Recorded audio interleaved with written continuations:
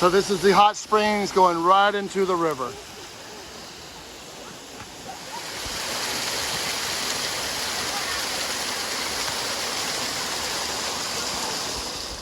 So these hot springs are everywhere here in Costa Rica, and the river's right down below.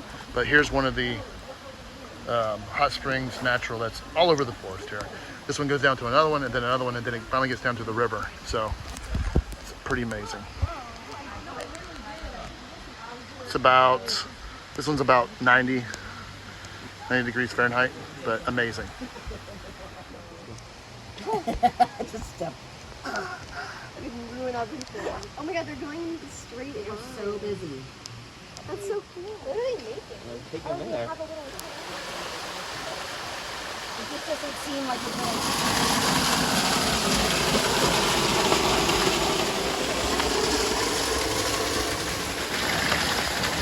Oh my god.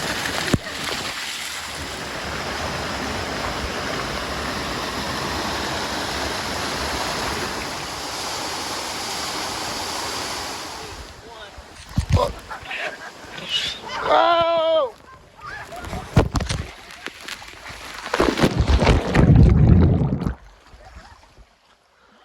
That's fast.